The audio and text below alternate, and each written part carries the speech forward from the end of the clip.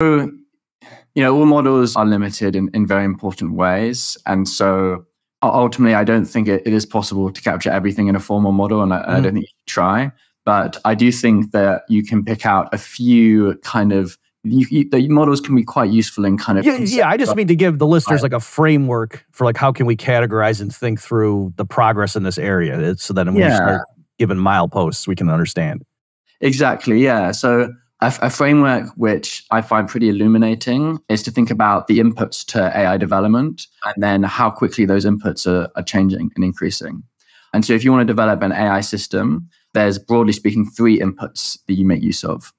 The first input is a whole load of what's called compute.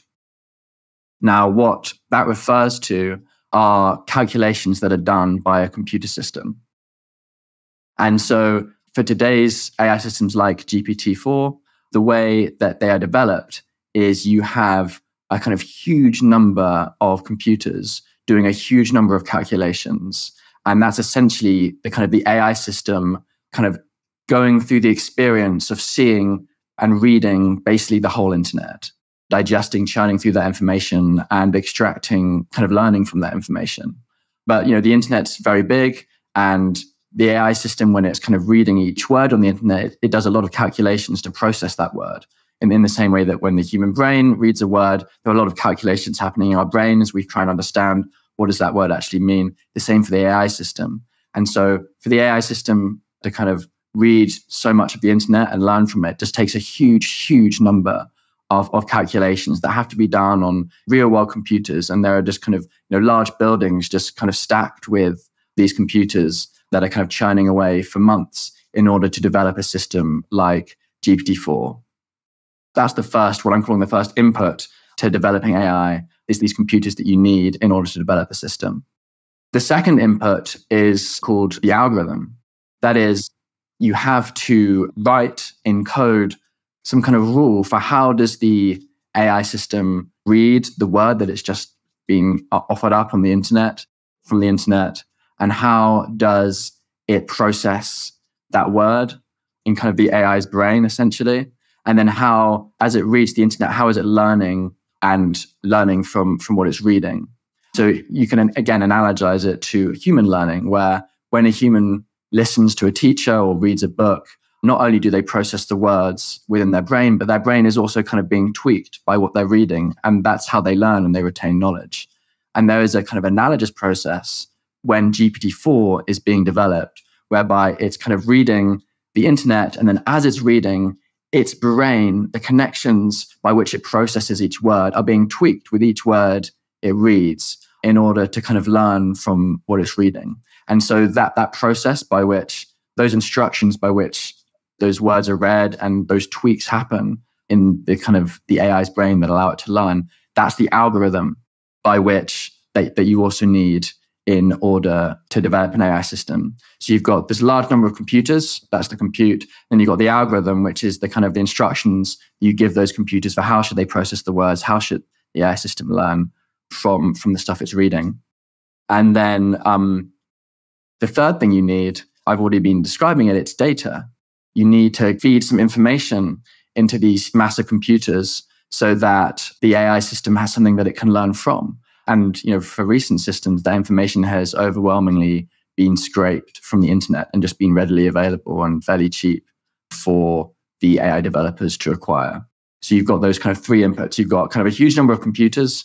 You've got a huge amount of data that those computers are processing in order to learn. And then you've got the algorithm, which is essentially the rules by which the AI is learning and extracting insights from that data. Okay, great. Now, just to make a distinction, this is something that, let me make sure you agree with how I'm going to express this, that the tremendous amount of compute, as you call it, where they've got like all the GPUs, what is that, graphical processing unit? Is that what that stands for? Yeah.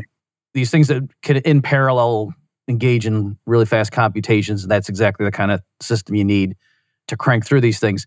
That the training of the AI system is what takes all of that tremendous computational power and costs millions of dollars, with the state of the art. But once you had like all the parameter settings, my understanding is you could actually have a model, like you could run it on a laptop with no Wi-Fi, right? You could just, if you had the thing local, it might run slowly. Like if you typed in, make me a poem, it might take a while for it to spit out the answer, but that it's not that you need to be attached to mainframes to talk to GPT-4. It's that to get the system trained up to that state is what took all the tremendous computational power. Is that right? Broadly right, yeah. So as you say, the upfront costs of developing the system in the first place are tremendous. And by comparison, the cost of then using the system once it's already been developed are very, very low. I actually think you would struggle, I'm not certain of this, but I think you'd struggle to run the biggest and best AI systems on your laptop because they actually have a large amount of huge numbers of parameters, huge numbers of information needed to even record the state of the AI's brain. Essentially. And so these days, is that, do you know, like, is that like in the hundreds of gigabytes? Just to give people a frame of reference? I actually don't know. I can try and Google. As opposed to, like, I know when they grab like the dump from like the internet, that's like in the terabytes in terms of like the original raw training data. But then, yeah, I don't know off the top of my head, but it's a surprisingly large amount. So let me think. So I think GPT-4 might have trillions of parameters that have to be stored. Each one of those is a floating point. Yeah, I'm not. So it's definitely going to be in the gigabytes, but I'm not sure of the exact amount. Okay. I mean, maybe a laptop was pushing it because I had seen a YouTube where, in fairness, the guy was doing like a scaled down Llama LLM. So it wasn't GPT. Right. I mean, partly because you can't, it's proprietary. You wouldn't be able to get it anyway. So, yeah. Okay. But I just wanted the listeners to, the crucial distinction though that I want to drive home is that you don't need a warehouse full of mainframes to run GPT-4 once it's developed. It's the development, and then in principle, maybe 5 years from now, people can have decently performing LLMs on their smartphones that are like locally embedded. Is that fair? Yeah, I think that's true. And I think it's worth emphasizing how quickly the technology is moving for miniaturizing these things and scaling them down.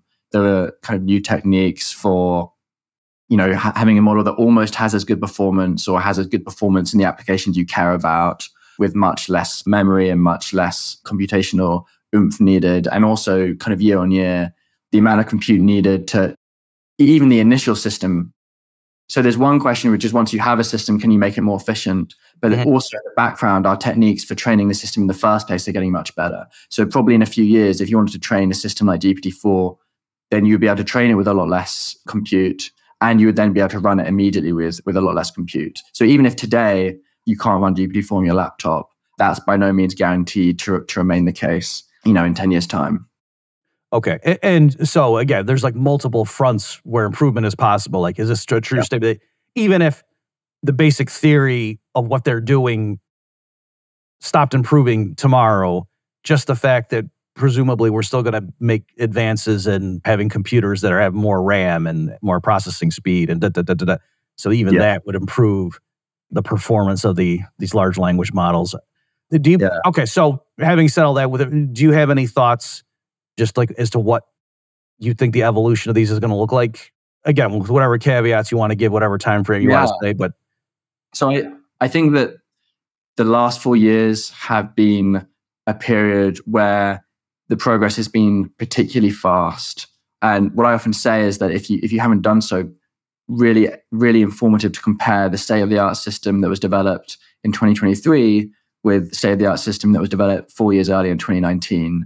And there is a massive gulf of a difference. So that's comparing GPT-2, which after a few sentences really gets muddled and confused and cannot continue on a coherent narrative, to GPT-4, which can do a mind-bogglingly vast array of tasks. And while it is, still significantly below human abilities, just in terms of a short conversation, can just kind of talk in an impressive and knowledgeable way about most any topic. That is just a huge way to have come in 4 years. And I think we can understand why we've come that way by thinking about those inputs, which I was talking about earlier, which is just that the rate at which the amount of compute and the amount of data used to train these systems has been increasing has just been pretty staggering. The amount of compute maybe getting 10 times as big every kind of 2 years or sometimes every year and a half. really kind of staggering rate of increase. And then similarly on the data as well, very fast increases. And I think that in the near future, that trend looks very much set to continue. Labs, the kind of leading AI labs have been teaming up with massive compute providers. So OpenAI has a very tight partnership with Microsoft, and they have massive investments in the billions to continue to purchase even more massive quantities of computer chips to keep up this really rapid scaling. Well, yeah, I mean, is this a true statement that, yeah, as you say, like back in 2019 when GPT-2 was the state of the art, it was fun and it was cute and, oh, that's kind of neat, but it wasn't, people didn't think it was going to change the world. Yeah. And now with GPT 3.5 was pretty good, and now 4, I think, is blowing people away. Yeah. And so, yeah, my guess is that just a lot more money now that people see, oh, wait, this is promising, that tons of money is just flowing in. So we might even expect the jump over the next 4 years to even eclipse what we've seen. How do you feel about that? I think it's hard to know because over the past 4 years, you were starting from a place where it wasn't too expensive. Mm-hmm. So if you wanted to spend 10 times as much on training GPT-3 compared to GPT-2, then you were going from, making this up, you're going from, $100,000 to $1 million. Right. And that 10x is pretty easy. I do think each 10x is harder than the last. And so in my mind, yes, there's a huge amount of interest and loads of money is flowing in. That's probably at the moment going to more sustain the staggering pace of scale up of compute rather than accelerate it. What I think might be accelerating is just the amount of attention and effort going to extracting actually practically useful capabilities from these systems. So 4 years ago, as you say, GPT-2 didn't seem that like it was going to be that useful. It certainly didn't seem like it was transformative. And there wasn't very much interest in, okay, how can we actually, this is a cool toy, but how can we make this into something which is really moving the needle in terms of economic impact, in terms of helping people be more productive, in terms of accelerating scientific progress, because people weren't excited about that kind of thing. I think recently with it going very mainstream and it being quite clearly very, very powerful and promising technology, I think there's going to be a lot more effort focusing on, okay, this is, currently it's great chatbot. It's very impressive to talk to and watch it do these demos, but how am I actually going to use this to change people's lives? I think that we might well see like a real step change in terms of the amount of effort and the amount of success that comes out of those efforts. And so the last 4 years were kind of AI going from off people's radars to now on people's radars. And the next 4 years might be going from on people's radars to like on the economic landscape in a big way. At the moment, AI registers an economic landscape in terms of the investments in AI. Those are in the hundreds of billions each year. But in terms of value add from AI, I think that is still lagging behind the investments. And I think that's something what I personally expect to change over the next 4 years is people really put a lot of effort into kind of eliciting useful capabilities from the systems. Hey, everybody, this is Bob Murphy. Thanks for listening to this clip from the Infi podcast. If you like what you heard and want to hear more, please consider subscribing and share this video with others. We've got new episodes dropping every Friday with more insightful discussions. Stay tuned.